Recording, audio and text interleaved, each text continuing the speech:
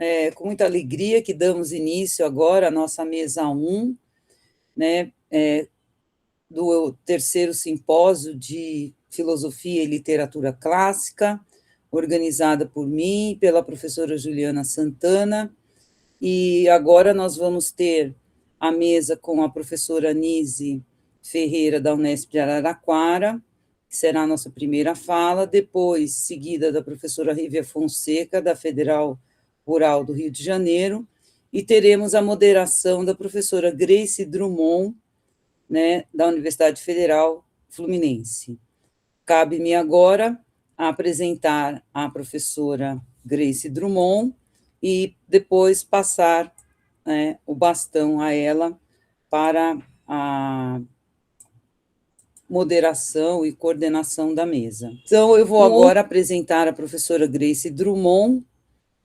A professora, ela possui bacharelado e licenciatura em letras, português grego pela Universidade Federal do Rio de Janeiro, 1997 e 1999, onde também concluiu o mestrado em 2002, o doutorado em 2010 em letras clássicas pelo programa de pós-graduação em letras clássicas.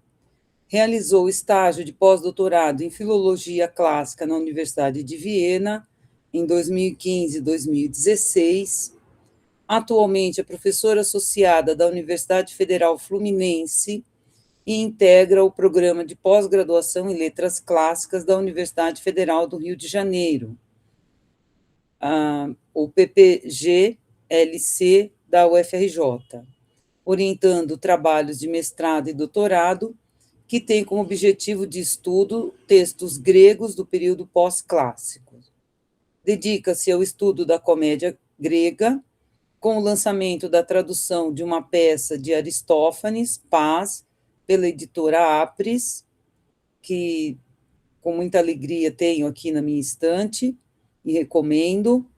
Ultimamente, tem se voltado para análise de metodologia de ensino de línguas e literaturas clássicas na universidade, em cotejo com temas transversais ou temas sensíveis. Tem experiência na área de letras, com ênfase em letras clássicas, língua e literatura grega, principalmente nos seguintes temas: poética de Aristóteles, estudo da tradução e comédia grega antiga. Professora, seja bem-vinda, muito obrigada por ter aceitado o nosso convite. Por favor, siga moderando, coordenando a mesa 1.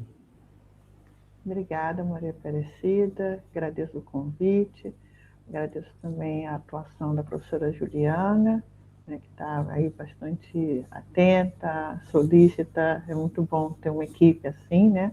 Fora os colegas que também vão auxiliar as professoras que vão fazer as apresentações. Parabenizo pela organização, né, do simpósio, já é o terceiro simpósio, parabéns para toda a equipe, e é uma honra ter essa confiança, viu, Maria Aparecida, de eu mediar aqui duas pessoas que eu admiro, a professora Nise, que eu já conheço já há algum tempo o trabalho, nas vezes que eu era aluna ainda de graduação, que ia para a Unesp, maravilhosa, para as semanas de clássicas, eu gostava muito, e a professora Rívia, que é minha colega daqui do Rio de Janeiro também, a gente é quase da mesma geração, né? Tem uma vinculação muito grande entre a Rural e a UF, então a gente está assim, mais em contato, mas a professora Nise é um pouquinho mais distante, mas que eu tenho também muita admiração. Então é uma honra estar aqui, apesar de eu não ser especialista no que vocês estudam, principalmente a da Nise, que é a única especialista do Brasil, se cara, de repente da América do Sul, não sei, para falar de Artemidoro, que é um autor, Anise, que eu já, assim, como eu oriento, por incrível que pareça, eu oriento muito o trabalho do período pós-clássico, né? É um autor que eu já indiquei, assim, para alguns meninos, algumas meninas para estudarem, porque ainda tem muita coisa para ver, mas estou bastante ansiosa para ouvir a sua apresentação, né? Conheço a sua tradução maravilhosa do livro 5, parabéns também gosto muito desse tema, né? Então, assim, a professora Anísio Dorrans Ferreira, ela é doutora em psicologia, aí a gente entende um pouquinho, né? E em letras clássicas em grego. Fez parte da Rede Nacional de Ensino e Pesquisa, do projeto do MCT, que implementou a internet acadêmica no Brasil, né? Outra inovação também. Quando docente da PUC, na linha de Linguagem, Educação e Tecnologia, filiou-se ao grupo Alter, no qual permanece, né, que é o grupo de estudo da linguagem, trabalho educacional e suas relações, e desde 2003 é docente da Unesp, lá em Araraquara, Departamento de Linguística, Literatura e Letras Clássicas, responsável pelas disciplinas da área de grego e por pesquisa na área de clássicas digitais, com publicações digitais de corpora anotados e traduções alinhadas. Na pós-graduação em Linguística, Língua Portuguesa, orienta desde 2010 projetos ligados à tecnologia digitais no trabalho de ensino, aprendizagem, pesquisa em letras e linguística aplicada. Foi membro do consórcio Sinoikis Digital Classics na sua criação, pelo professor Gregory Crane, com a coordenação posterior de Mônica Berti. Participou do estágio de pós-doutoramento, fez, né, o estágio de pós-doutoramento na Tufts University e também a fellowship na Furman University. É filiada ainda ao grupo Linceu, na linha de interface entre clássicas e linguística, ensino e humanidades digitais. Responsável na Unesp pelos projetos abertos em clássicas digitais, incluindo o dicionário digital grego-português e o desenvolvimento do modelo automático de alinhamento de tradução grego-português em parceria com pesquisador da SDU e da Furman University. Como membro do grupo Alter, tem participado de projetos sobre gêneros de escrita acadêmica liderados, né, por colegas da USP, da USF, e de professor também da Sherbrooke. Atualmente colabora com Helene Bosia, da Universidade da Flórida, em seu projeto de IA em clássicas. Então, vamos ouvir aqui a professora que participa de tantos projetos inovadores falar sobre, né, o tema do nosso simpósio, o trabalho que tem o título Manifestações do Desejo na Interpretação dos Sonhos de Artemidoro. Por favor, professora Anísio. Muito obrigada, Grace, pela apresentação. É uma honra, né, e um prazer muito grande de estar podendo participar desse evento. Eu queria agradecer ao convite da Maria Aparecida e agradecer a organização do evento e essa oportunidade de ouvir a Meire, né? Faz tempo que eu não a ouvia, né? Então, numa conferência.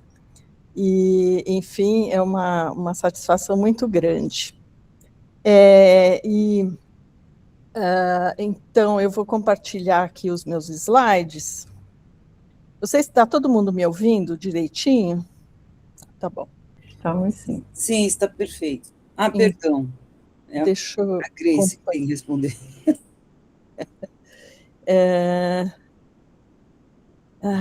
Cadê? Eu tenho tanta coisa aberta aqui que para achar a página que eu tenho que abrir. Tá aqui. Espera um pouquinho só.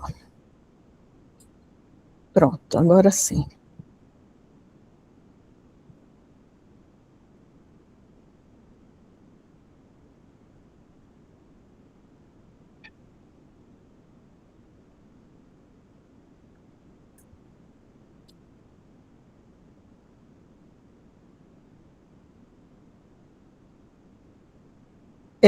É possível ver e me ouvir? Porque agora eu perdi a imagem de vocês na hora que eu coloquei em tela cheia.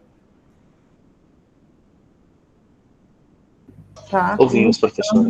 Tá bom.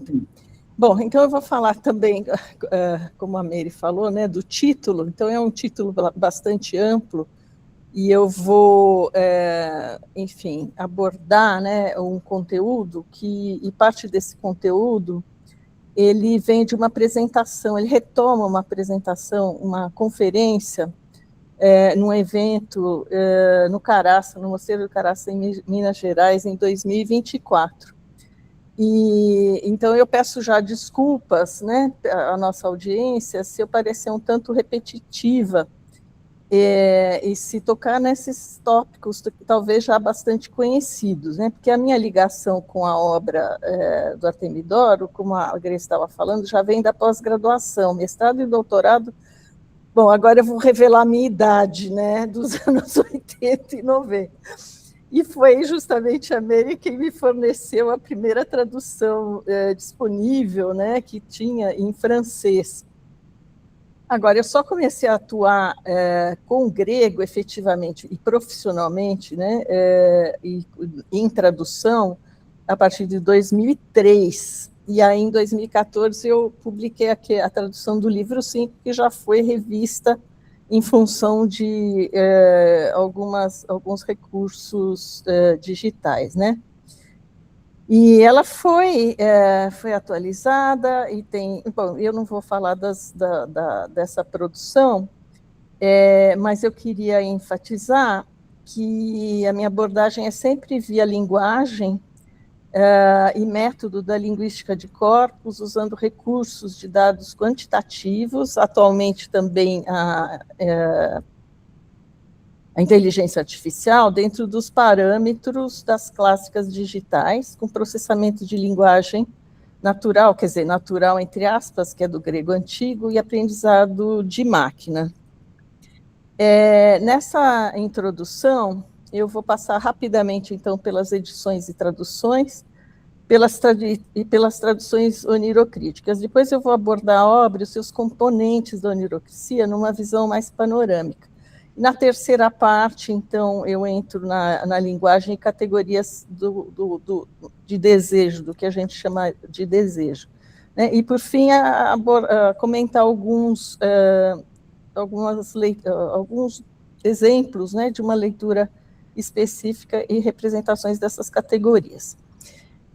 Bom, talvez seja um clichê, né, dizer que o sonho é uma experiência humana intrigante, algo que se sente, se percebe, se vê, mas sobre o qual não se tem controle, né? E a semelhança com o mundo da vigília, o reconhecimento de padrões, faz com que a gente tente atribuir sentido de algo que não é real, mas pode vir a ser real, né? E tem função em vários níveis, onde várias instâncias do humano se reúnem e que nós, cientistas, né, tentamos separar e analisar, seja no plano fisiológico, neurológico, psicológico, social e até místico e religioso, né? Bom, começando aqui das tradições e textos, vou passar rapidamente pelos códices, né? E pelas edições, né? A edição que foi digitalizada e é pública é essa do Roger Park, de 63, que foi publicada pela Teubner. Em 64 apareceu uma edição em árabe dos 3 primeiros livros, né? E, enfim, mas a tradução é incerta, né? Aqui são as edições do século XIX e XX, né, da Teubner, e aqui são as capas, né, das traduções para latim e francês do século XVI e XVII. Aqui a gente tem as capas, né, de traduções do século XX, em francês, italiano, inglês, espanhol. Espanhol tem mais de uma, inglês tem mais de uma. Aí nós temos também as edições bilíngues modernas, que é uma italiana e uma da Oxford, e aquela que eu publiquei em e-book do livro 5, né? E realmente a gente trabalha pouco com esse texto em graduação, porque o cânone não é, né, da literatura dessa época. E falando em tradição onirocrítica, né, a obra do Artemidoro é do século II depois de Cristo, da era do Antonino Pio, né, do Império Romano. E ele, assim, você, de certa forma, evoca tradições antigas, né? Alguns sonhos são divinos, provêm dos deuses, desses alguns sonhos são presságios, essa é a tradição, né? E desses alguns aparecem de forma cifrada. E, nesse sentido, portanto, requerem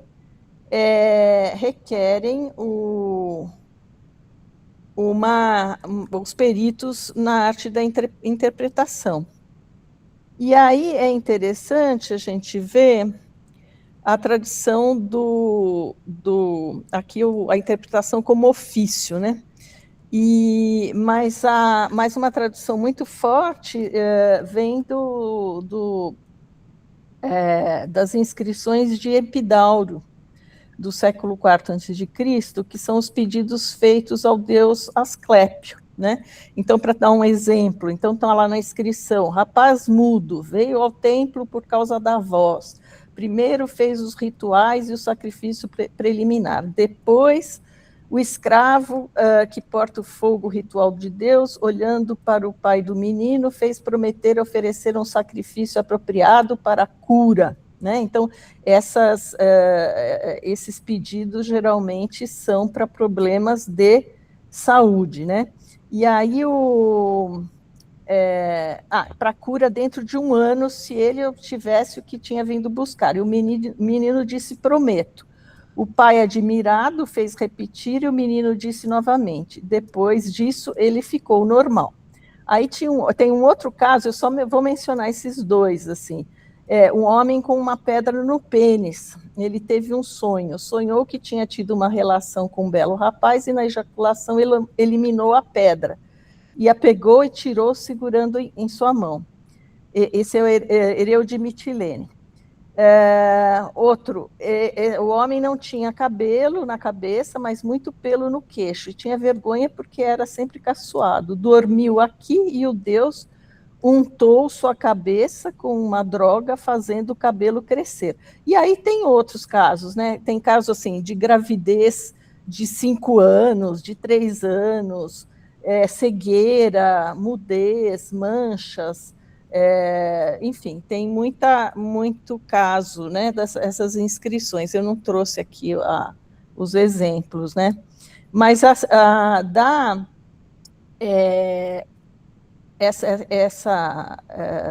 então, são os rituais incubatórios, né, ou de incubação terapêutica. Então, tem muitos registros por meio de inscrições, como eu falei, né? E no final do século V, o culto a Asclépio assumiu uma importância panhelênica. Como é que Artemidoro se comporta em relação a isso, né? A sonhos de origem divina e a sonhos provenientes de pedidos dos que buscavam uma cura. Ele se vale de uma tipologia do sonho que eu vou mencionar depois. Artemidoro usa a sua própria taxonomia e descarta o julgamento sobre a origem dos deuses, afastando-se de Aristóteles quanto a essa preocupação. E adota a denominação vindos de deuses, porque eles são inesperados, né?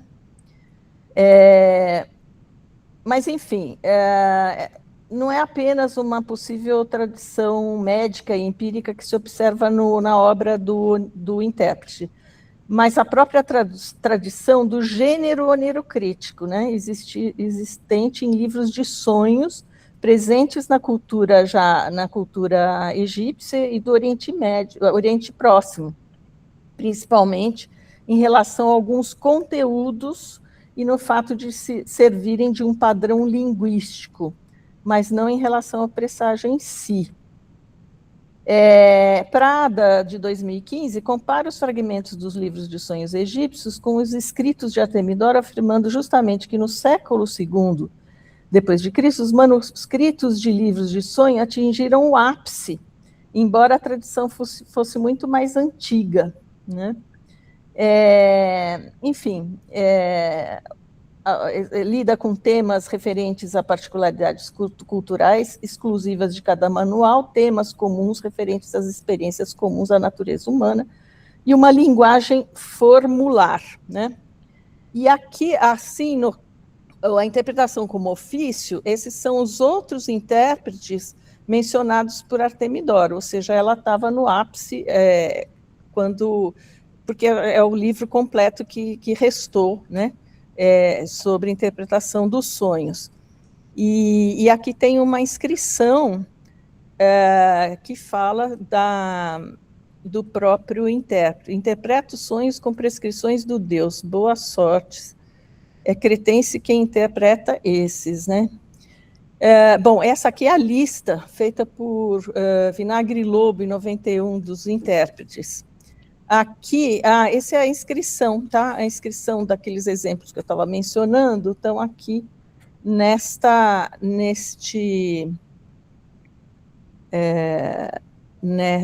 templo de Asclepio, em Epidauro. Bom, e aí a gente parte, então, a gente pode falar primeiro começando dos desejos do intérprete, fazendo uma leitura panorâmica e dos componentes da onirocricia, né? Da interpretação. Então, olha, os componentes onirocríticos do Artemidoro, de uma maneira geral, ele incorpora esses temas, né? Às vezes numa sequência, às vezes não. Então, a teorizações e definições, aí a situação, quem é o sonhador, aquele que sonha, ou a situação daquele que sonha, o conteúdo do sonho, e aí o desfecho pode ser o presságio, né, que pode ser dito de uma forma geral, né, como se fosse o resultado já teorizado, né? Ou um desfecho, aí depende do livro, como resultado. E, por fim, a explicação. Então, são esses os componentes, né? Agora, da teorização e definições, a gente tem as distinções entre os sonhos preditivos e não preditivos, né? Os não preditivos são aqueles que são chamados de enípnia, né? E que acontece a um de ser significativo de futuros, o oneiros é o preditivo, e o outro, enípnion, é o de estados somáticos e psíquicos, né? Aqui o que nos interessa são aqueles que têm o presságio, porque ele é o profissional do presságio, né? Então, que é o oneiros. E aí é interessante porque quem mobiliza esse sonho e o presságio é, na verdade, a psique, né? Ela é agentiva, ela que prediz, né? Ela que prediz. Ela tem instrumentos, né? A partir, olha, vou ler o texto no grego, e quais são os instrumentos? Imagens e estoqueiam, que são os elementos, e o raciocínio, né? Então, sendo assim, tantas coisas aconteçam, tendo transcorrido um intervalo de tempo, muito ou pouco, todas essas através de imagens próprias naturais e dos chamados elementos, a psique prediz, julgando-nos nesse intervalo, sermos capazes de aprender, sendo ensinados com raciocínio, as coisas que ocorrerão, né, os eventos futuros. Isso que é interessante. E aí vem toda uma tipologia, né?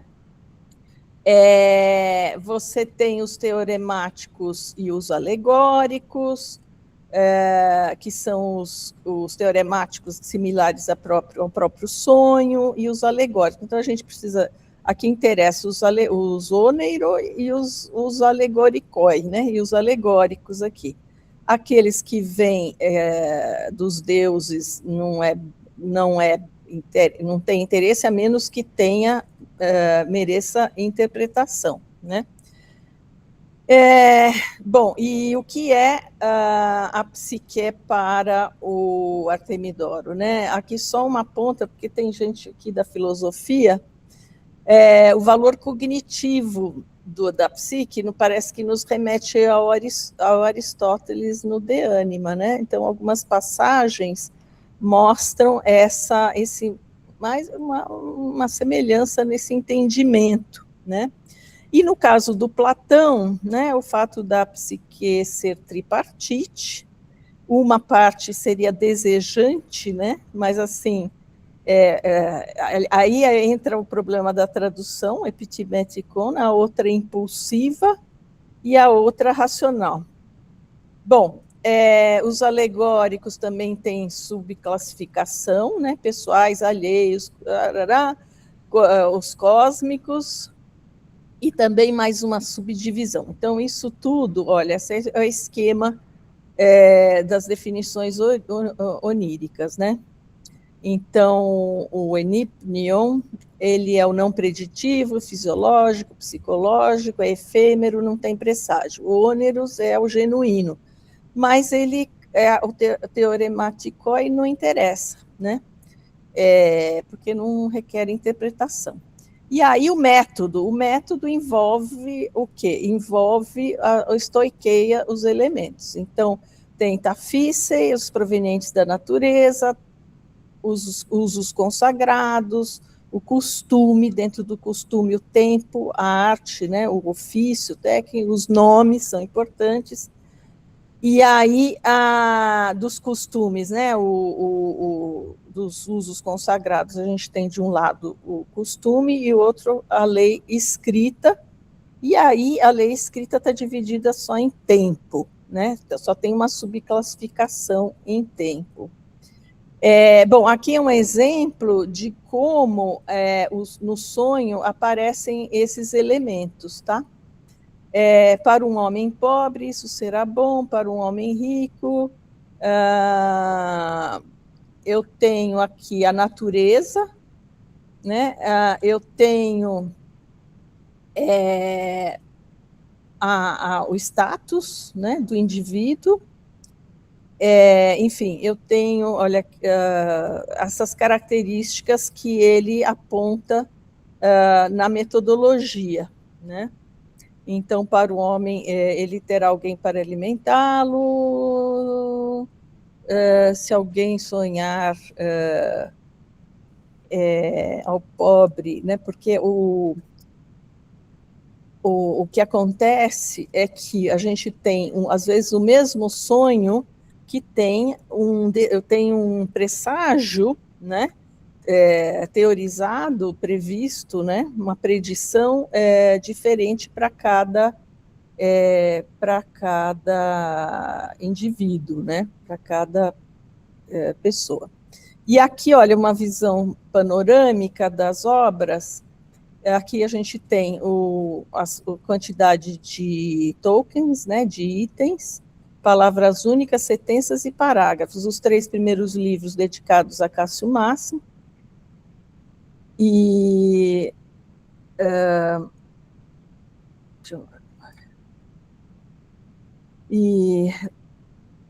se diz que os 2 foram publicados como uma única composição, né? Os 2 seguem o catálogo temático de conteúdos do sonho. O terceiro foi publicado depois como um suplemento, né? Para suprir as críticas que ele recebeu. E aí o 4º e 5º livros dedicados ao filho, do mesmo nome, né? Então, a intenção dos últimos é específica, que é ajudar o filho a exercer o mesmo ofício. Opa, pulou aqui. Então, a gente tem aqui, no livro 1, capítulos 1 a 12, são explicativos de definições e terminologia, e os temas começam a partir do 13, e vai do nascimento, e aqui no slide tem a quantidade de capítulos de cada tema. No livro 2 tem uma continuidade, no livro 3 ele retoma, né, as categorias, mas assim de uma forma aleatória, dando ênfase no conteúdo do sonho. E aí no 4º livro a gente tem outro tipo de abordagem, né, da linguagem, porque ele tenta explicar e tenta dar mais exemplos, muitos exemplos, e ao mesmo tempo ser sucinto para que o filho acompanhe tudo, né? Vai ver, o filho era preguiçoso, não conseguia ler tudo, né? A geração posterior. A densidade lexical é igual em todos os livros, tá? Incluindo as flexões, tá bom? Bom, e aí, aqui, observando os termos mais frequentes e distintivas, né, comparadas ao restante do corpus, então a gente pode avaliar a ênfase que é dada em cada livro. Então, assim, rapidamente, né, o que se destaca, né, dessas palavras mais frequentes? A partícula gar, que é uma partícula explicativa, né, ela segue alta, né, em todos os livros, né, você tem explicação, aqui parece que tem uma preponderância mais no terceiro. O semaine, que é o dar o significado, né, aparece mais nos 3 primeiros.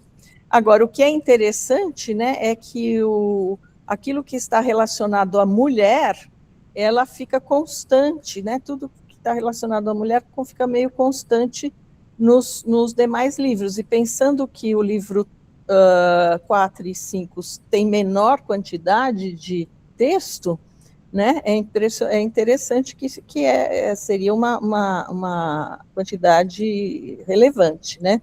E justamente o último livro é aquele que conta o sonho de uma maneira mais sistemática. É o sonho, o resultado e a explicação, né? Outra coisa, nas frases de 4 palavras repetidas, né, a gente tem no livro 4, que é dirigido ao filho dele, a ideia de que o mesmo sonho está sendo tratado de maneira diferente, né? Então, isso aí faz parte do ensinamento, né? Outra coisa que aparece bastante no quarto livro são os exemplos, né? E que a gente observa pelo hoion, né? Por essa forma de expressar exemplo na língua grega, né? Eu vou tentar ser mais rápido. E agora, chegando ao item 3, a gente parte, então, para as categorias de desejo, né? Só uma observação aqui, queria voltar. A partícula gar, tá? Ela sempre vai dar um valor muito alto, porque ela entra geralmente nos cálculos de processamento de linguagem como dentro da stop list, porque ela é muito frequente em quase toda a literatura, né? Então, mas aqui ela se destaca mais do que o comum, tá? Isso que é interessante. Então, essa divisão de desejos explícitos e implícitos é uma divisão que eu fiz já na tese de 2002, fiz essa separação, e os explícitos foram marcados pelos verbos que significam desejar. Então, aí, de novo, essa questão, né? A gente chama dessa categoria de desejo coisas que não são a mesma coisa, né? Que não são a mesma coisa, afetos que não são exatamente iguais. E aí eles são expressos pelo verbo, né? Querer, desejar e pretender. E os implícitos são marcados, então, pelos presságios ou resultados dos sonhos, né? Então, vocês podem ver aqui, por exemplo, no 5º livro, que aquilo que acontece, aquilo que é relatado no 5º livro como exemplo do que ocorreu, que é o manual para o filho, né? É um manual sintético para o filho. O 4º também, né? Mas tem mais explicação. Aqui vai direto o que aconteceu. E os sonhos são relatados no tempo passado. Então, a gente tem morrer, é claro que não é um desejo, né? O desejo é justamente o oposto, é estar vivo. Mas ele pressupõe, quando você tem um presságio que diz que o fulano sonhou com X e o filho, a mãe, o pai morreu, aqui o filho morre, aqui no item 1 é a própria pessoa que sonha que morre, né? Então, realmente uma preocupação, né?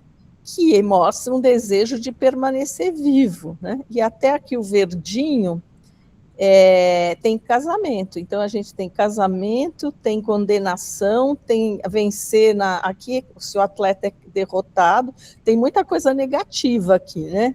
Mas se ele quer, se o resultado, o atleta é derrotado, é porque o desejo é vencer, né?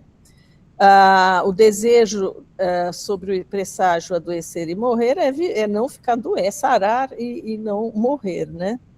E tem mais, vítima de calúnia, herança, mudança, enfim, impedimento de viagem, ou seja, há um desejo de viajar, Então, a gente tem mortes e doenças, curas de doenças, destino dos filhos, sucesso profissional, desempenho atlético, mudança, viagem, casamento, posições públicas de destaque, né, em governo, e possuir terras, propriedades e ficar rico também. Então, a riqueza também é dos desejos, né?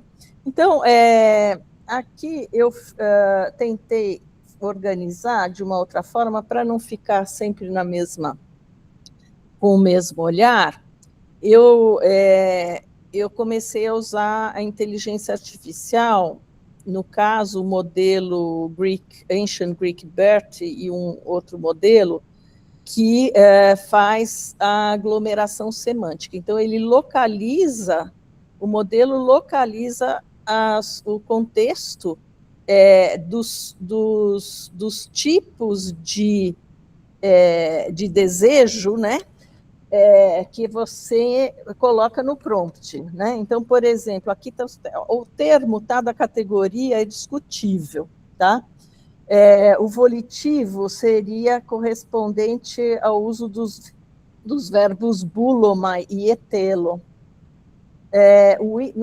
Na verdade, o impulsivo não é impulsivo, de fato, né? Porque ele é um desejo, né? Mas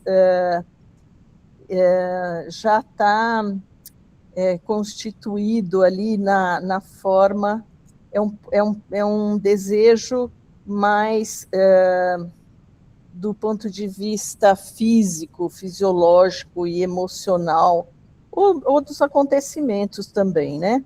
O deliberativo envolve o proaireomai, que é ter a intenção de, na verdade, né? E aí umas categorias que aqui eu chamei, grosso modo, de desiderata, mas que surgem do presságio ou do resultado do sonho, né? Que aí é descrito como apobaino, e, enfim, e mostra assim um perfil, né, num gráfico. Então, esse é o score de similaridade dado para a categoria, e o modelo gerou 404 itens categorizados né, por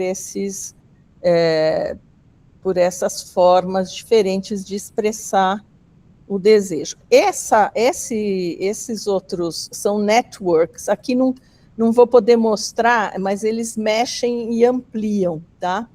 E o primeiro é o livro 1, livro 2, livro 3, livro 4 e livro 5. E aí a gente vê o network da diferença. O que está em amarelo, é o quem sonha, que vê aquilo que está em azul turquesa, e o resultado é o que está em rosa. E aí a gente vê que tem de configuração diferente. Eu ainda preciso analisar isso aqui direito, tá? Isso aqui não é mas é só para mostrar como o modelo é capaz de tornar a visualização, inclusive o nó, né? As bolinhas são os nós e as flechinhas são as arestas, tá? Aqui eu amplio, mas não está aparecendo o significado das arestas, né? E claro, porque eu tenho sempre essa tripla, né? Ou triplo, que é o sonhador que vê alguma coisa e que tem um resultado. Às vezes ele é compartilhado. E o que está a flecha em azul tem uma avaliação positiva, a flecha em vermelho é uma avaliação negativa, tá? Mas essa aqui é uma... Opa! Viu? Pronto. Agora, então, esse aqui, por exemplo, do levantamento, o que é interessante ver aqui é o levantamento do volitivo, né, que é mais... Aqui tem um plot, né, do livro 2, que é mais acentuado e tem mais dispersão, tá? Mas, assim, não tem muita diferença. E aqui alguns exemplos dessa categoria volitivo, que eu estou chamando de volitivo, tá? Mas eu não sei se é o nome mais adequado, por enquanto fica assim. Aí o impulsivo, né, da epitimia, eu tenho mais uma dispersão maior e uma frequência maior no livro 4, né? E essa é interessante. Por que o livro 4 trabalha mais com esse termo para desejo, né? No livro 1 tem um pouco no início, agora ele vai sendo mais escasso, e no livro 5 praticamente não tem, né? Não tem no livro 5. E a mesma coisa acontece com as outras... opa, está repetido aqui. E aqui, olha, interessante, uma curiosidade para a gente ler, né? Nesse trecho aqui do livro 3, com 4 grupo de 4 palavras, né? 4 gramas, que é o seguinte: juntar um monte de estrume, que é o sonho, né? Então, aqui eu tenho o sonho relatado como um verbo no infinitivo. É bom para aqueles que ganham a vida com uma multidão e para aqueles que se dedicam a ocupações imundas, pois um esterco surge de muitos excrementos individuais e é depositado por muitos homens. E também é bom para aqueles que fazem contratos para obras públicas ou lucram com elas. Está vendo que até o livro 3 é de uma forma mais genérica, né? E também é bom para um homem pobre dormir em um monte de estrume, pois ele adquirirá muitos bens e receberá dinheiro. E para um homem rico, esse sonho é produtivo para um cargo público ou alguma honra cívica, pois, de fato, todos os cidadãos trazem algo para o monte de estrume, de modo que também contribuem com algo para governantes e lhes fazem doações. E o esterco ser jogado por um conhecido não é bom, pois isso significa hostilidade, discordância, pois é, né? Injustiça nas mãos de quem está despejando. E jogar esterco em outra pessoa é um presságio de grande prejuízo, viu, gente? Olha aí. Agora, para terminar, então a gente pode ver o seguinte, né? Que nós temos expressões de desejo nesses diferentes afetos, né? Afeto, vergonha, né? Aí que são os prejuízos, desonra, perda de parentes e pequena despesa, né? No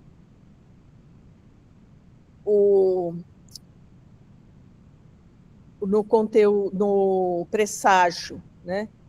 E as representações oníricas, aqui, espera um pouquinho só, e no conteúdo do sonho, representação, tá bom. Então, a testa machucada, perder a barba e sangrar, dentes de chumbo, lutar, vocês podem ver que conteúdo do sonho aqui não falta, né? Perfumar-se, fazer sexo com etaira em bordel e assim por diante. O que é interessante é a amizade e o amor, né? Sociedade e eros. Quais são as representações oníricas? Bodes, tocar harpa ou lira, asnos obedientes e fortes, caranguejo e guarda-pina, amarras do jugo e cabresco, Afrodite Urana e assim por diante. Então, você tem uma série de coisas, e isso aparece, então, no presságio, 19 casos, do presságio. E o medo também, né? Porque o medo são conteúdos oníricos que revelam aquilo que, aliás, o presságio que revela o que a pessoa realmente não quer, né? Ela quer evitar o desejo. Eu estou batendo o dedo aqui, terminando a minha apresentação. E aí, confiança e confiabilidade, e esperanças e expectativas. Então, a gente tem mais elementos no presságio, como, então, desejos implícitos, né? E aí a gente tem que, enfim, tentar elaborar essa separação de por que o Artemidoro, então, ele trabalha com esses elementos e esses termos diferenciados para cada livro, né? Também para cada objetivo e propósito comunicativo aqui de discurso no texto, né? E, bom, e assim eu encerro a minha apresentação e não tomo mais tempo de vocês.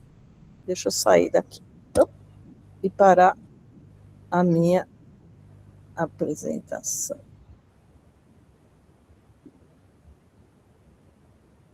Obrigada, professora Nise. É muito interessante ver uma aplicação nova para a gente, metodológica, né, no estudo de um texto antigo. Mas eu vou deixar os comentários para o final, tá? Quem tiver perguntas já pode fazer as suas anotações. Agora a gente vai ter a apresentação da professora Rívia. Rívia, como você vai ser a última, o último a gente sempre, assim, eu não vou querer te parar, né? Te interpelar para falar sobre o tempo, mas seria bom a gente deixar aí uns 25 minutos, né, para o público participar, que eu acho que são temas muito interessantes. Então, só vou pedir assim se for muito longo, para dar uma encurtada, se for possível, se for necessário, né? Grace, desculpa, Oi. Eu não percebi que eu tinha levado tanto tempo. Eu ia pedir para você me chamar quando faltasse 5 minutos da minha fala, mas agora que não, eu vi a gente tem ajuste, são 2 horas, é só um ajustezinho também, que é muito bom te ouvir, e vai ser muito bom ouvir a Rívia. Tá? Já peço desculpas, tá, Rívia? A professora Rívia é professora que fez sua licenciatura, né, na UF, é mestre em História também pela UF, e é doutora em Linguística, né, bastante diversa aí a formação da Rívia. É doutora em Linguística pela Unicamp. Ela está fazendo o pós-doutorado dela na UF, no programa de pós-graduação em Estudos da Linguagem, sob a supervisão da professora Betânia Mariani. É professora associada de Língua e Literatura Latina da Universidade Federal do Rio de Janeiro, coordena o Prof. Letras, o mestrado profissional em Letras da Universidade Federal Rural do Rio de Janeiro, e onde, obviamente, atua como docente, né? Também é professora permanente do programa de pós-graduação em Letras da Universidade Federal Rural, e é pesquisadora do Núcleo de Estudos em Língua e Discurso, NELID. Também faz parte como coordenadora do Laboratório de Pesquisas em Língua, Discurso e Sujeito, o LINDES, tendo experiência no ensino superior, e especialmente na formação docente para a educação básica, né? Ela desenvolve trabalhos na área de análise do discurso, ensino de línguas e leitura, etimologia e filologia e letras clássicas sob a perspectiva teórico-metodológica da análise do discurso materialista. Então, Rívia, vou fazer a apresentação do título, né? Aí vamos sair do Artemidoro, vamos para a literatura latina, Virgílio, em que ela vai falar sobre os sentidos do amor e da natureza, sentido de amor e natureza na Bucólica 10 de Virgílio. Por favor, Vivian. Obrigada. Você está me ouvindo, Grace? Está direitinho, tá? Tá direitinho. Então tá ótimo. Eu me preparei assim para no máximo uns 40 minutos, então acho que dá. Qualquer coisa também eu dou uma cortadinha aqui, tá? Bom, eu queria começar, né? Antes de tudo, eu preparei o texto, então eu vou me ater ao texto para que não, né, para eu não ultrapassar esse tempo, tá? Antes de tudo, eu gostaria de agradecer, né, imensamente aí as colegas da comissão organizadora, né, a professora Juliana e especialmente a Aparecida, que eu conheci pelo Facebook, né? Acho que foi na pandemia ainda. E com quem eu convivo muito menos do que eu gostaria, viu, Aparecida? A gente ainda não teve aí o prazer de se encontrar, né, pessoalmente. E agradeço pela lembrança do meu nome para participar de um evento como esse. É um prazer e uma honra mesmo, né, participar desse evento com tantos convidados, né, incríveis aí que a gente admira tanto. E principalmente por tratar, né, por um evento que trata de duas áreas das quais eu gosto muito, de estudar e de aprender, que é sobre filosofia e literatura, né? Esse debate. Então, eu espero poder contribuir de alguma forma para ele, para esse debate, né? E queria também agradecer a oportunidade de estar aqui com a Grace, né, Grace, que como você falou, a gente é tão próxima aqui na UF, né? Mas dificilmente a gente se encontra, assim, né? Num trabalho, né? Então, estou muito feliz de estar aqui com você também, tá? Bom, pode deixar esse primeiro slide mesmo, né? Eu proponho iniciar essa apresentação com o verso que eu considero epigráfico da Bucólica 10, né? Que é escrito aí há mais de 2000 anos em latim, mas ainda tão presente entre nós, tendo sido retomado ao longo dos séculos por vários textos em diferentes acepções, né, com deslizamentos de sentidos, mas pelo texto bíblico, pelas cantigas medievais, por autores do Renascimento, do Romantismo e da contemporaneidade, né?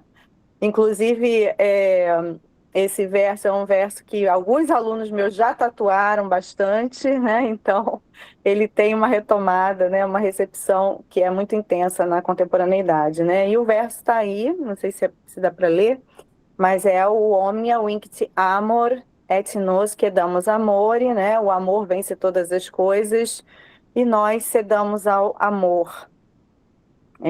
O verso 69, que é esse, né? Com o qual o Virgílio encerra a 10ª bucólica, né, um pouco antes do fechamento, constitui ao mesmo tempo o ponto de chegada e o horizonte interpretativo dessa exposição que eu quero fazer aqui hoje, né? Para compreender, contudo, a força enunciativa desse gesto final, porque ele ainda ressoa, porque ele ainda nos interpela, né? Porque ele persiste em sua capacidade de dizer algo sobre a existência humana, e também, como é o tema do evento, né, sobre o desejo, é necessário percorrer um trajeto discursivo que o sujeito autor realiza no texto e pelo texto, né, até que a gente possa alcançar aí esse final. A proposta que eu apresento, então, é analisar a Bucólica 10, do poeta latino Virgílio, investigando o processo de construção de sentidos para dois significantes fundamentais que o atravessam. O sentido de amor, né, e o sentido de natureza. Então, seriam esses, amor e natura, né, ou amor e natureza. O suporte teórico-metodológico desta leitura são os fundamentos da análise do discurso materialista, disciplina cuja proposta central é compreender como os sentidos são produzidos a partir da dessuperficialização da materialidade linguística, isto é, da língua, nas escolhas lexicais, nas construções sintáticas, nas imagens que o texto elabora e nos silêncios que o constituem. Então, não se trata de uma leitura que pretenda extrair do poema uma mensagem, né, já dada, né, ou um sentido escondido, como se esse sentido aguardasse lá imóvel nas profundezas do texto à espera de um leitor privilegiado que possua a chave para desvelá-lo. trata-se de apostar no gesto de compreensão do analista, que busca compreender o funcionamento do texto e do discurso, analisando como se produzem os efeitos de sentido em condições históricas e ideológicas determinadas, e como esses efeitos se sustentam e se transformam ao longo do tempo. Aí pode passar o segundo slide, por favor. Aí eu coloquei um sumário, que são as partes que eu vou trabalhar aqui, começando aí, então, né, por essa seção, Virgílio e as bucólicas, condições de produção. Então, vou falar um pouquinho sobre as questões, aspectos, né, de contexto imediato e um pouco mais amplo das bucólicas, mas depois eu vou retomar isso, explicando um pouco mais essa questão dos conceitos da análise do discurso que eu uso para fazer essa leitura, tá? Bom, o Virgílio, que era chamado, né, cujo nome era Públio Virgílio Marão, o sujeito autor da obra, nasceu em torno do ano 70, numa região campesina da Itália, próxima a Mantua.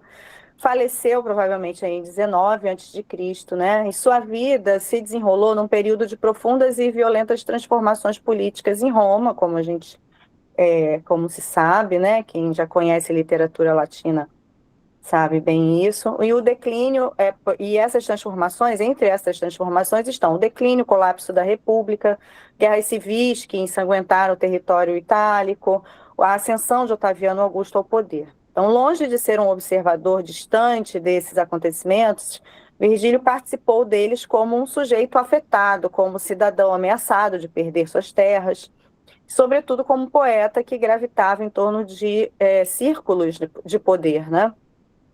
Frequentou o círculo literário de Mecenas, aproximou-se de Augusto e produziu uma obra atravessada pela conjuntura política de sua época, como não poderia deixar de ser.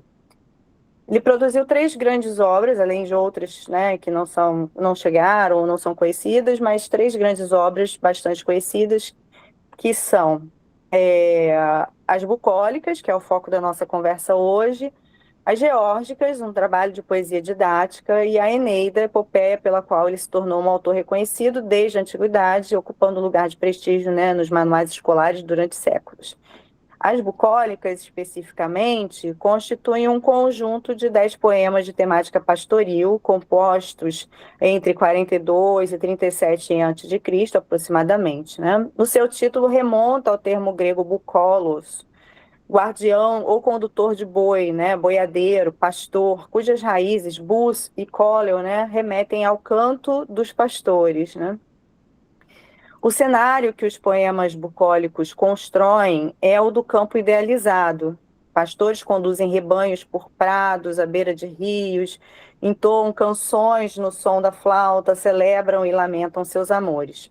Esse espaço campestre recebe o nome de Arcádia, referência à região grega do Peloponeso, que na poesia virgiliana se transfigura num locus mítico, num espaço que não se ancora em nenhuma precisão geográfica, mas se constitui como imaginário, né? Um campo como refúgio, como alternativa à violência e à artificialidade da vida urbana. E, em certa medida, a gente poderia dizer, né, que é aqui essa abordagem é um contraponto mesmo até à poesia elegíaca, e, sobretudo, a poesia elegíaca produzida pelo personagem que é homenageado na bucólica, que é o poeta Cornélio Galo, né? É fundamental, então, desnaturalizar os efeitos de evidência produzidos por esse imaginário de um campo ameno, né? As bucólicas foram compostas num momento histórico em que agricultores e pastores perdiam suas terras, confiscadas muitas vezes para recompensar veteranos do exército romano. O próprio Virgílio teria sido ameaçado com a expropriação dos seus bens, tendo sido amparado, segundo, né, os registros históricos, pela intervenção do próprio poeta Cornélio Galo, justamente o personagem homenageado na Bucólica 10, nosso objeto de análise. O campo poeticamente idealizado coexiste, portanto, com um campo historicamente ameaçado, com a violência real da expropriação e do deslocamento. A 10ª bucólica é a última de um conjunto de 10 poemas, registros também, né, registros estudos, né, indicam que ela foi acrescentada numa segunda edição da obra. Então, houve uma primeira edição com 9 poemas, e depois, numa segunda edição, Virgílio teria acrescentado esse poema, conferindo-lhe um caráter de encerramento, uma despedida do gênero bucólico, né, antes que Virgílio se voltasse para as Geórgicas e, posteriormente, para a Eneida. A Bucólica 10, especificamente, apresenta 77 versos em hexâmetros datílicos, ou seja, é bem mais curta que os outros 9 poemas e estrutura-se em 4 partes principais que nós podemos reconhecer, né? Uma invocação inicial, que vai do verso 1 ao verso 8, em que o eu poético pede a ninfa Aretusa que ele conceda escrever este último poema. Uma introdução, do verso 9 ao verso 30, em que a cena é ambientada no campo e os deuses Apolo, Silvano e Pan comparecem ao leito do sofredor Galo, que sofre de amor. O discurso de Galo, dos versos 31 a 69, parte central e mais extensa do poema, em que o personagem lamenta seu amor não correspondido, e um breve epílogo, dos versos 70 a 77, em que o eu poético retoma a palavra e despede-se do gênero bucólico e também convoca as cabrinhas a voltarem para casa no final da tarde. Pode passar o próximo slide, por favor? Só para eu ver se... Isso, pode passar mais um. Pode passar mais um. Aí, né? Que é sobre... Não, volta. Volta um... Aí. Acho que esses aí são os principais pontos do que eu estou falando aqui. Perdão de não ter passado antes, né? Bom, aí a gente vai passar um outro ponto, que é falar um pouquinho sobre o fundamento teórico e dispositivo analítico para a leitura que eu estou fazendo aqui hoje, tá? Aí pode passar. Obrigada. Antes de proceder, né, à análise do poema, farei aqui uma breve delimitação do quadro teórico-metodológico que orienta a leitura aqui proposta. Eu vou fazer isso porque, como a Grace falou, né, eu trabalho com análise do discurso, então todas as leituras que eu faço, todas as análises, elas são mediadas, né, elas são atravessadas por essa abordagem que é uma disciplina, né, uma teoria de interpretação para trabalhar, né, os textos em geral. A análise do discurso materialista, ela foi fundada pelo filósofo Michel Pechet, então é uma teoria filosófica, né, na década de 60, a partir da articulação de 3 domínios epistemológicos, da linguística, sobretudo na obra, no confronto com a obra saussuriana, na obra de Saussure, o marxismo, através da leitura do Louis Althusser, né, então do materialismo althusserriano, e a psicanálise a partir também da leitura de Lacan. No Brasil, a disciplina desenvolveu sobretudo a partir dos trabalhos da professora Eni Orlandi, da Unicamp, né, ao longo dos anos 70 e 80, constituindo hoje um campo de pesquisa sólido, com características próprias e um grande alcance assim, dentro das humanidades, né, tem crescido cada vez mais.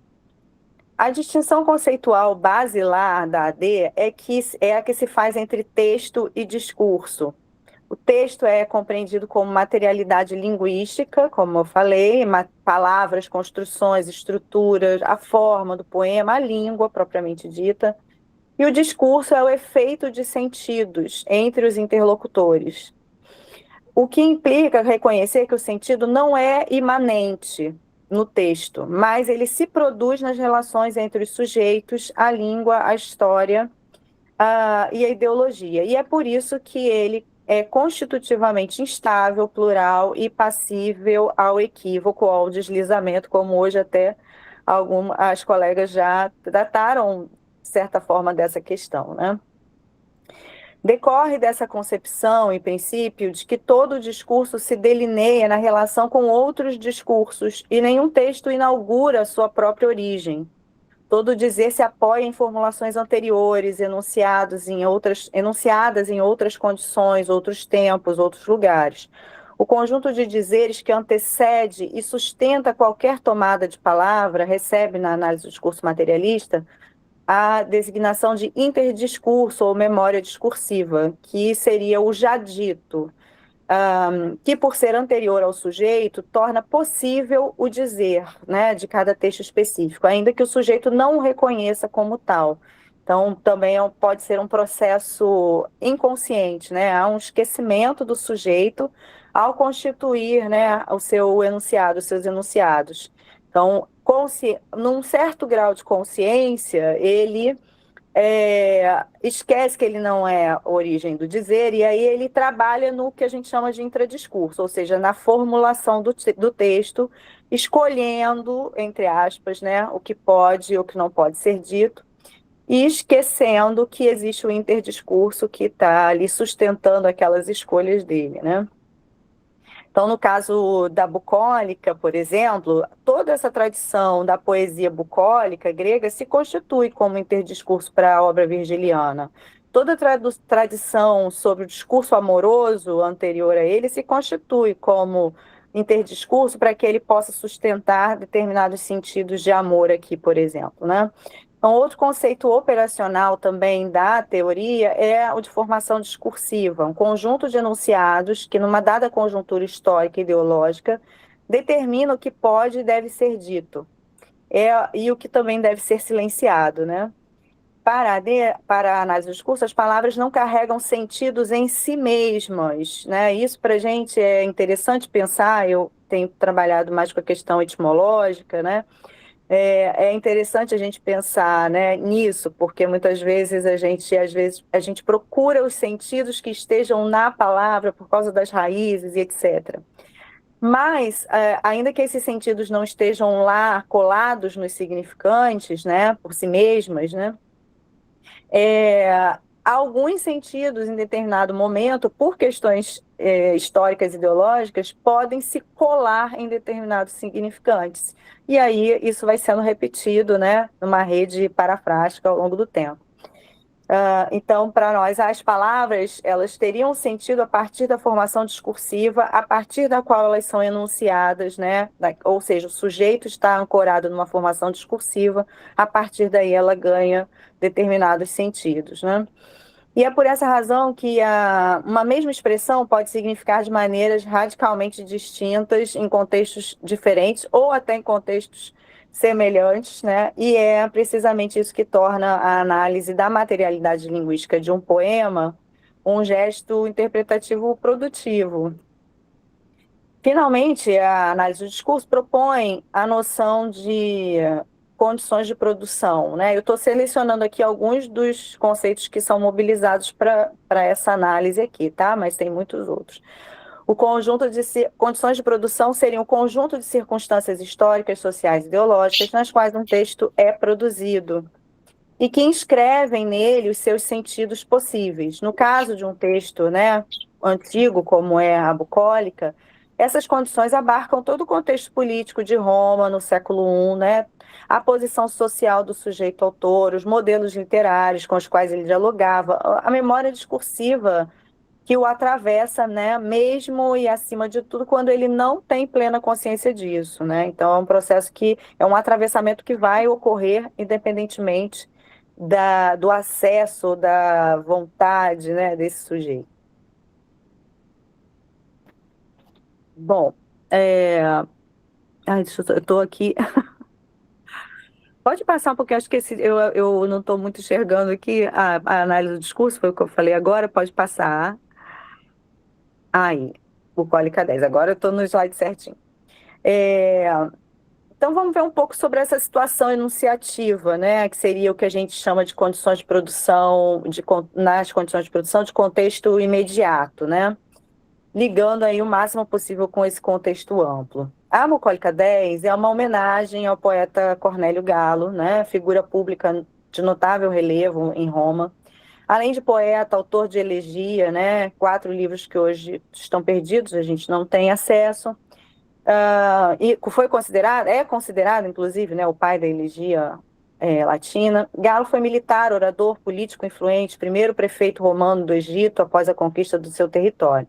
Sua trajetória, contudo, terminou de modo trágico, né? Acusado de conspiração contra Augusto, teve seus bens confiscados, foi exilado e pôs fim à própria vida em 26 a.C.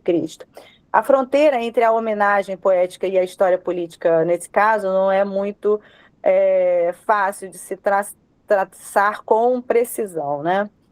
No poema, Galo é discursivizado como um personagem, né? Então ali não é o poeta, não é o político Galo e tal, é o personagem, né, que está no poema, um pastor que, consumido por um amor não correspondido, abandona a cidade e busca refúgio no espaço bucólico. A amada que o fez sofrer chama-se Líquores, né? E que se afastou dele e partiu com o outro, cruzando terras gélidas e acampamentos militares nas fronteiras do Império Romano. O abandono é, portanto, duplo nessa situação, né? O da amada que segue outro e também o de Galo que parte da cidade para o campo, né? Buscando aquilo que um esquecimento que o campo não vai ser capaz de lhe proporcionar. O poema se inaugura com uma invocação. O eu poético então solicita a ninfa Aretusa que ele conceda compor um extremum laborem, este último trabalho, né, um último trabalho, que seriam alguns versos dedicados ao poeta Galo, né? E aí, no poema ele diz, concede-me, o eu poético diz, concede-me, Aretusa, este último feito. Uns poucos versos para o meu galo devem ser ditos, mas aqueles que a própria Líquores acolha ou possa ler. Quem negará versos a Galo? Seguindo o texto, a tensão que estruturará o poema se instala, né? O ambiente bucólico se faz presente, as cabritinhas que mastigam as ramagens, as árvores que respondem ao canto. Mas o que vai se narrar não é essa suavidade pastoril que o gênero promete. São os solícitos amores de Galo, ou seja, os amores conturbados, né? Solícitos seriam isso, perturbadores, conturbados, desassossegados, né? A natureza escuta e responde, como também o poeta diz, né? Não cantamos aos surdos, tudo respondem as árvores. Ela é colocada como uma testemunha solidária desse sofrimento. Mas, e aqui a gente inicia, né, a elaboração de um conflito central do poema, para o qual eu vou chamar a atenção. Essa escuta não se converte em poder de intervenção. A natureza ouve, mas não cura. Ela acolhe o lamento, mas não vai dissipar a dor que o amor insano ou solictus amor provoca, né? Pode passar. E aí eu vou então entrar na questão das possibilidades de sentidos para o amor nessa poesia, né? Então, a construção de sentidos de amor, uma rede parafrástica aí de amor furor, né? Esse amor que é insano, né? No âmbito da análise do discurso, os processos de construção de um sentido podem ser mapeados pelo rastreamento das redes parafrásticas, né? Um conjunto de expressões que, ao longo da materialidade textual, convergem para a mesma direção semântica, sustentando e reiterando um determinado efeito de sentido. Na bucólica 10, o sentido de amor se articula a partir de uma densa rede de substantivos, adjetivos e verbos, cujas cargas semânticas remetem de maneira consistente ao sofrimento, à desrazão, à violência, à patologia mesmo, né? Então, no campo dos substantivos, aí tem a listagem, né? Destacam-se, por exemplo, aí eu tirei as palavras como elas estavam no poema, tá? Cura, tormento ou preocupação excessiva, lágrimas, furor, que é a loucura, o arrebatamento, males, os danos, mediquina, palavra que nesse caso não é uma palavra ornamental somente, né, mas que ela é clinicamente precisa no sentido de que nesse poema o amor vai ser tratado também como uma enfermidade que demanda remédio, né? Entre os adjetivos, a gente tem solícitos, conturbados, inquietos, indigno, né, que não merece ser digno de ser amado, crudelis, cruel, implacável, insanos, que é o insano, desprovido de razão, e triste, né, tristes, sombrios. Entre os verbos, a gente tem aí os verbos já flexionados, né, períbate, que é perecia, agonizava, fleuerunt, choravam, choraram, né? Perdão, insanes, enlouqueces, consumerer, ser consumido, devorado, detinet, né? Deter, ele detém, aprisiona, imobiliza. E o inct, que está lá na frase, né? Omnia vinct amor, que é vencer, triunfar sobre, né? Inclusive com o sentido militar mesmo, de ganhar uma batalha, né? Então, essa rede parafrástica aponta para uma formação discursiva que pode se denominar, que eu denominei aqui, amor furor, né? O amor concebido como força irracional que ultrapassa os limites da razão, que subjuga o sujeito, que o compele a gestos e ações que não realizaria num estado de equilíbrio, né? Entre aspas, né? Trata-se do amor como possessão, como violência interior, como experiência limítrofe que dissolve a fronteira entre um desejo pelo outro, né, pelo amado, e a loucura. Então, intensificando esse desejo, né? Essa formação discursiva não tem seu efeito de origem em Virgílio, ela se inscreve numa memória longa que atravessa a literatura ocidental, muito antes do século I a.C. E aí eu vou pegar dois exemplos aqui na literatura grega, né? Em Safo, a poeta grega do século VI a.C., encontramos formulações que materializam esse mesmo sentido desse amor que se torna, né, patológico, uma doença, né, uma enfermidade. Ela fala, entre outras coisas, no fragmento 31, conhecido fragmento, né, sobre a língua que se dilacera, a chama que escorre furtivamente sobre a pele, os olhos que se cegam, né, os ouvidos que zumbem, o suor frio que se apodera do corpo. Então, o amor em Safo é uma experiência, nesse poema especificamente, que é o fragmento 31, uma experiência de quase morte. E essa memória sustenta os sentidos que os versos de Virgílio vão materializar séculos depois, né? No século V, já a gente tem Eurípides, por exemplo, com a peça Hipólito, né, que coloca na boca da personagem Fedra, madrasta tomada de paixão irracional pelo enteado, falas que parafraseiam esse sentido do amor insano.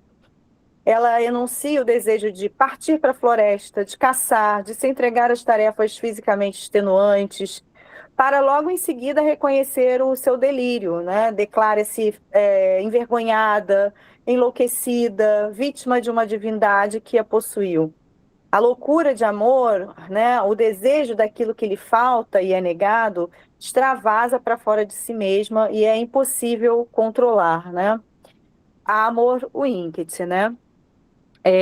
Então o amor aí está vencendo, né? Na Bucólica 10, Galo percorre um trajeto semelhante. Ele anuncia que irá para a floresta, vai caçar javalis ferozes, que nenhum frio deterá no seu percurso pelos bosques, que ele vai gravar os seus amores nas cascas das árvores para que ele possa crescer junto com as árvores.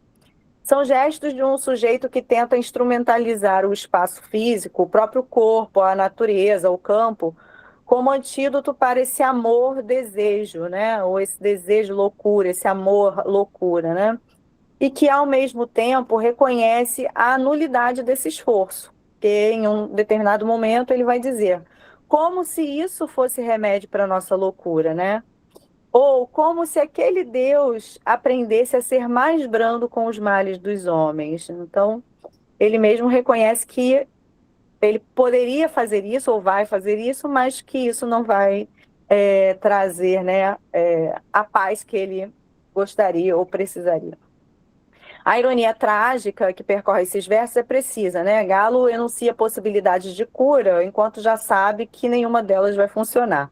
O amor não admite governo, não tem medida, né? Como proclama o Deus Pan na célebre pergunta que soa como uma constatação, quando ele diz assim, acaso haverá alguma medida, né? Equis erit modus, né? Tem medida? O amor tem medida? Não tem, né? E a resposta que o percurso discursivo do poema constrói é negativa. O amor não se sacia com as lágrimas de Galo, assim como a grama não se sacia com as águas dos rios, as abelhas não se saciam com o cítio, as cabras também não vão se saciar com as ramagens, né? A comparação com os elementos naturais não é meramente um exercício poético, ela é uma ponte que conecta o sentido de amor ao sentido de natureza e que prepara o confronto que o poema, a meu ver, vai sustentar, né? Então, a gente tem aí a construção do sentido de natureza. Acho que pode passar o slide. Pode passar esse slide aí, né? A natureza, então, como physis, locus amenus e locus grauis. Se o sentido de amor se constrói discursivamente como desmedido e loucura, como se articula, por sua vez, o sentido de natureza na Bucólica 10? Para responder essa pergunta, é necessário recorrer a uma noção que é anterior e que constitui ela própria um nó de memória discursiva fundamental, o conceito grego de physis. O termo que os latinos traduziram por natura, e do qual deriva, né, em português a palavra natureza, possui como sentido de base a ideia de brotação, de surgir por si mesmo, de crescer a partir de uma potência intrínseca, né? A palavra deriva de formas verbais como fio e fiomai, que significam fazer brotar, produzir, crescer, nascer, emergir. Para os filósofos pré-socráticos, né, e em particular para Heráclito, no século VI a.C., a physis não designa simplesmente a paisagem ou o cenário externo. Ela é o princípio de todas as coisas, a força que sustenta o movimento do mundo. E esse é um princípio fundamentalmente tenso, né? A vida, para Heráclito, poderia-se dizer, se organiza no combate perene entre forças opostas. O uno é múltiplo, a natureza é constituída de elementos díspares em perpétua movimentação, que nascem, florescem e perecem. A tensão não é uma perturbação do equilíbrio, mas ela é o equilíbrio. Então, né, a contradição, o conflito, o confronto é o equilíbrio. Esse já dito filosófico atravessa a poesia de Virgílio e, portanto, poderíamos dizer que na Bucólica 10 a natureza não se apresenta como cenário estático e harmonioso. Ela é fundamentalmente tensão. É o espaço em que o ameno, né, o amoinum e o graue coexistem e se confrontam, constituindo um campo de forças que o texto vai materializar.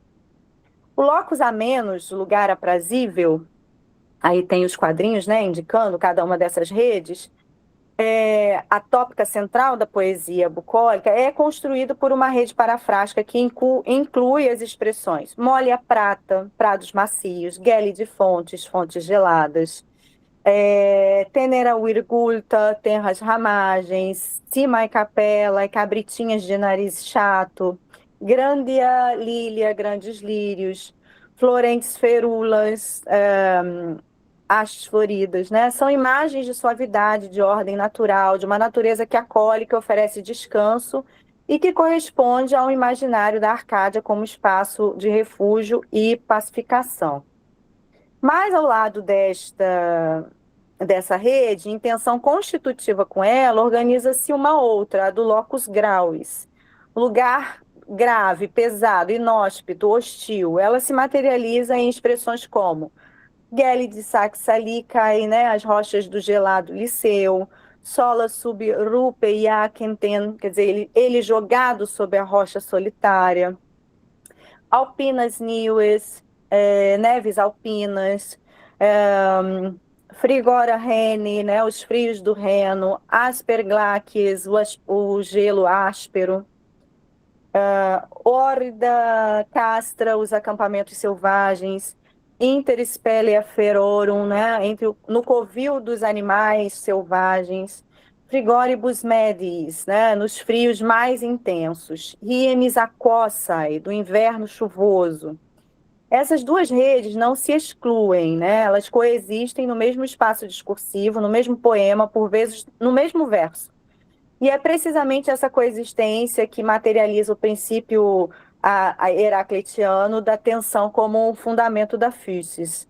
A natureza virgiliana não é nem pura benevolência, nem pura hostilidade. Ela é o campo de forças onde o ameno e o grave se confrontam, né? Se complementam e mutuamente se sustentam. O movimento do poema intensifica progressivamente a rede do locus grauis, mais do que do locus amenus. Galo, num dado momento, né, abandona a aspiração do amor correspondido num ambiente suave, as fontes, né, os prados macios em companhia da líquores, e a substitui pelo impulso de se perder na floresta, enfrentar as intempéries, né? O campo deixa de ser esse contraespaço do sofrimento para se tornar a sua extensão. A natureza inóspita já não contrasta com o amor insano, ela o espelha.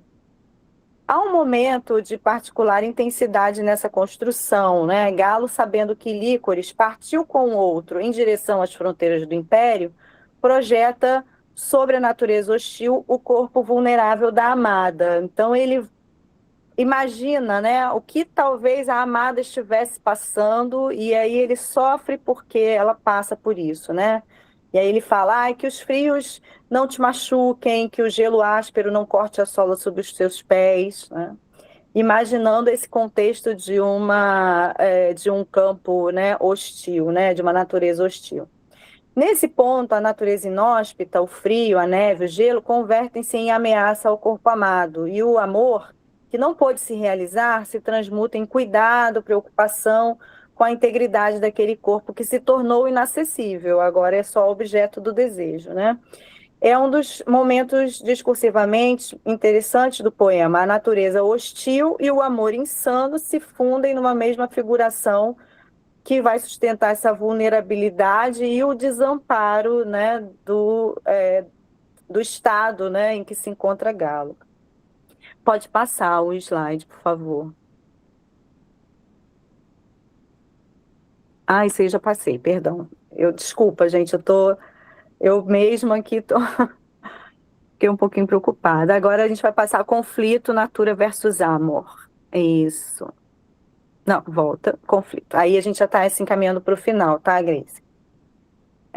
Chegamos, assim, ao conflito que estrutura a arquitetura do poema, né? Natura versus amor.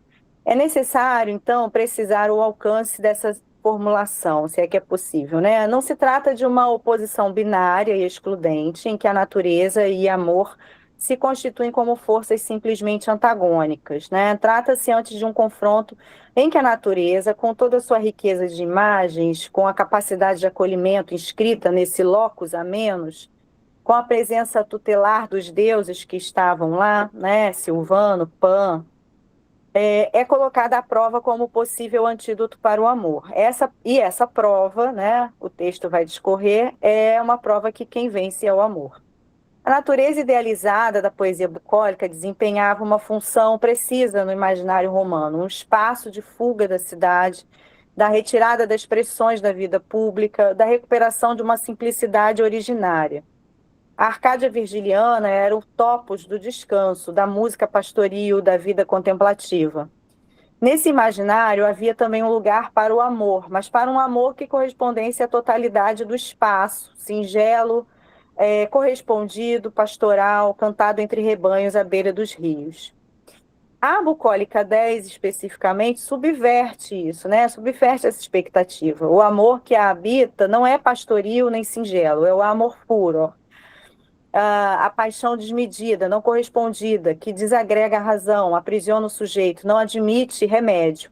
E esse amor não se dobra ao espaço idealizado da natureza, ele persiste a despeito dos bosques, das ninfas, dos próprios deuses que comparecem ao leito de Galo, né, para consolá-lo. E tentam, cada um a seu modo, introduzir a medida onde ela não pode existir. Galo reconhece essa progressão, né? Ele, como personagem dentro do poema, ele observa isso. Então, no primeiro momento, ele tenta mobilizar o espaço físico como uma forma, como terapêutica, né? Ele vai percorrer as florestas, ele caça, ele percorre as pedras, os bosques sonoros, e depois constata que nem as ramadríades, que eram as ninfas das árvores, né, emanações do próprio locus amenus, nem os próprios versos, que ele também, durante o poema, né, o autor o coloca também como poeta, produzindo versos, nem nada disso lhe apraz mais. E, finalmente, ele enuncia o fechamento, né, do seu discurso dentro do poema, né? E aí ele diz o seguinte: os trabalhos não podem removê-lo de nós, nem que bebamos o Ebro, né, no meio do inverno. nem que atravessemos as neves citônias do úmido inverno. O amor vence todas as coisas e nós cedamos ao amor. Então, nem que a gente tome todas essas medidas, se tomasse todas essas medidas, né, hiperbólicas, né, ele reconhece que o amor venceu. O verbo vincit, né, que está aqui no presente, do indicativo de vencer, é o mesmo empregado para as vitórias militares também em Roma, né, entre outros contextos. O amor triunfa como um general que subjuga os territórios. Diante desse triunfo, a única resposta possível é cedamos, né? É uma rendição anunciada, sem vergonha nem resistência, o reconhecimento de que há forças que ultrapassam o sujeito e às quais só é possível comparecer, né, com dignidade, aceitando que isso é dessa forma, né, que o amor vence. Então, vou passar bem para o finalzinho mesmo. O espaço bucólico como espaço de contradição constitutiva. Para finalizar, eu retorno, então, ao poema e aos versos conclusivos, onde o eu poético já retoma a palavra, né? E aí, o eu poético diz o seguinte: isto será o bastante, divinas Piérides, para o vosso poeta ter cantado, enquanto volta ao estado anterior e tece um cestinho de frágil hibisco. Levantemos, a sombra costuma ser grave para os cantores. Grave é a sombra do junípero. As sombras são nocivas aos frutos da terra. Ide para casa satisfeitas, vésper chegou, ide cabras. O poema encerra-se como principiou, né? Com o campo, com as cabras, com a tarde que se aproxima. Então, o ciclo se fecha. O eu poético ele retorna ao gesto, de certa forma, humilde e concreto de tecer um cestinho de hibisco, né? Devolvendo-se, então, ao chão, ao cotidiano do espaço bucólico, depois da altitude, né? Trágica dos versos sobre um amor desmedido. Mas a última palavra do poema é capela, né? Então, assim, na tradução, ela não... deixa eu ver, eu acho que eu coloquei, né? Vésper chegou e de cabras, né? Então, é capela e cabras, né? Quantificadas nesse encerramento como... qualificadas, perdão, nesse encerramento como saturai, né? Satisfeitas, saciadas, né? São as cabras que foram alimentadas que completaram seu ciclo diário de pastoreio e retornam ao aprisco em plenitude. A ironia que essa última imagem constrói é bastante interessante, né, e refinada, que a Bucólica 10 oferece, e é a seguinte, né, o poema sobre um amor insaciável e insano, né, que não se concretiza, sobre a paixão que nada pode saciar, se encerra com a imagem dos animais saciados. A materialidade linguística nesse ponto revela o que, né, o texto, às vezes, numa leitura mais superficial, poderia encobrir. A distância intransponível entre a ordem da natureza, que tem seus ciclos, seus ritmos e a sua saciedade, e a ordem do amor furor, que não as conhece. Bom, o espaço bucólico, que a Bucólica 10 constrói, é assim, para um efeito aqui de conclusão, tá, gente? Que essa é uma leitura que está aberta, né? O espaço bucólico que a Bucólica 10 constrói é, assim, um espaço de contradição constitutiva. Não é um locus idílico e sem sombras. Inclusive, a palavra umbra, que é sombra, reaparece 3 vezes nos versos finais, e isso não é um gesto fortuito, né? A sombra é inóspita para os cantores, nociva aos frutos e densa para as árvores. Ela esteve presente ao longo de todo o poema, nas rochas geladas, onde Galo se lança, nas neves alpinas, nos bosques inóspitos, que ele percorre em seu delírio. A sombra é a marca de um locus grauis, que sempre habitou o locus a menos, né? Como se fosse uma face oculta, porém constitutiva, né? Contraditória. O campo virgiliano é simultaneamente a menos e grauis, acolhedor e hostil, suave e selvagem. Promessa de paz e impossibilidade de repouso. É exatamente dessa tensão, esse jogo de forças entre os sentidos opostos ou positivos, né, que constituem sem se anular, que faz a Bucólica 10 um texto vivo, capaz de interpelar leitores separados da sua produção por mais de 2 milênios, né? Além disso, poderia acrescentar aqui, ousar dizer, que essa contradição que se instala no desejo humano mesmo, né? Uma vez que os sujeitos são contraditórios, é a contradição da própria vida, né? Tanto aquela que se vivia à época de Virgílio, politicamente tensa, e também a que vivemos hoje, também tão politicamente tensa quanto. O amor, ao final, venceu e continua a vencer, e vence também o tempo. Mas a natureza, por outro lado, permanece, né? Então, retomo aí o verso final, Omnia Vincit Amor, para que a gente possa pensar sobre essas questões aí, né? E esses sentidos para o amor. Obrigada. Obrigada, querida. Foi linda a sua apresentação, um poema belíssimo, né? Ai, amo. E a forma como a gente apresenta faz com que o nosso olhar realmente entre. É um poema curto, né? Quem tiver aqui nunca tiver lido, recomendo essa leitura. Eu acho que hoje, assim, boa parte do nosso público é de aluno de graduação, né? Ou talvez de pós. Então, assim, as duas apresentações, a apresentação da professora Nise foi muito esclarecedora sobre o diálogo dos clássicos com a contemporaneidade, né? Ela introduziu aí a ideia de uma análise a partir das clássicas digitais, e eu já vi aqui, Anise, eu já te agradeço, que já facilitou muito aí essa mediação com você, dialogando, né, aqui nas mensagens com os alunos, com as perguntas, que com certeza são muitas as perguntas, né, e é muito técnico também, então, assim, não é aquela leitura filológica dura, né, mas existe essa abertura de aplicação do que está no mundo mesmo. E a apresentação da Rívia, você usou a análise do discurso, mas isso, o que você fez se aproxima muito também com a análise da ecocrítica, né? Sim, Muito, que é uma abordagem mais recente até para os textos clássicos, mas que vai mostrar justamente que essa paisagem ela não é neutra, ela é parte do espaço discursivo, né? Você coloca ali, é quase que como se a menina tivesse morrido lá, o gelo, a neve, né? A intempérie. Então, é uma natureza que fala nesse contato, né? Do indivíduo, do ser humano, com o que seria, né? Natural, e essa relação com o desejo e a força do amor, né? Então, essas forças da natureza muito ligadas. Então, eu tinha que fazer esse comentário, porque de muito aprendizado mesmo, né, as duas apresentações aqui, e vamos abrir aí com o Luan. Oi, Luan. Oi, gente, muito obrigado, foi muito interessante. Eu vou fazer rapidinho, são duas perguntas, para as duas rápidas, para dar tempo de todo mundo perguntar. Para a professora Anísia, a pergunta é a seguinte: é por meio dos presságios que desvendamos a função dos desejos na constituição dos sonhos? É mais ou menos uma pergunta sobre a relação entre desejos e presságios.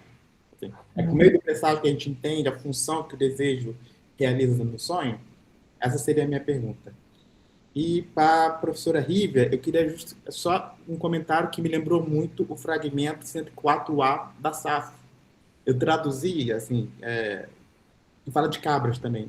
Assim, todos que a aurora dispersa, brilhante, recolhe de volta o crepúsculo. Contigo volta a ovelha, volta a cabra, volta a filho e a mãe, aí eu adiciono, que aguarda. Desculpa. Mas é só isso, assim, só a questão da cabra, né, como me parece muito o último verso, Safo inteiro. É isso. Obrigado. Obrigada, Luan, por ter sido bem rápido, mas falou tudo, né? Eu vou pedir para a professora Anise, eu não estou vendo a Anise, para responder a primeira pergunta, por favor. Bom, de fato, você observar o presságio ou o resultado do sonho, você entra em contato com aquilo que é relevante para quem vai buscar uma predição de um profissional. supondo, né, o exercício profissional. Agora, o autor ali, evidentemente, ele está querendo controlar esse domínio do saber, né? Então, é claro que ele diz que ele conhece todos os outros trabalhos e tal, mas a gente não tem muito parâmetro para comparar, né? Assim, nessa minúcia que ele traz nos 5 livros. Então, é um modo de você perceber aquilo que importa, aquilo que é relevante. E aí, assim, muitas questões surgem, né? Por que o resultado ou o presságio é negativo, né? Por que é positivo? Essas relações dos valores, né, dentro da sociedade, enfim, mas o presságio, sim, ele é muito, por meio do presságio e do resultado do sonho que é descrito por ele, você chega naquilo que importa, né? Porque você não vai pressagiar alguma coisa que não interessa para o sujeito, né? Isso não tem valor. Era o desejo. Como é que o desejo a gente se intromete nessa questão do presságio? Assim? Como é que o desejo determina essas coisas loucas que são os sonhos? Porque, bom, não é exatamente. Deixa eu ver se eu consigo elaborar isso. Porque o desejo, ele está bom, quando eu falo o desejo no presságio, eu estou falando do observador, né? Não o desejo exatamente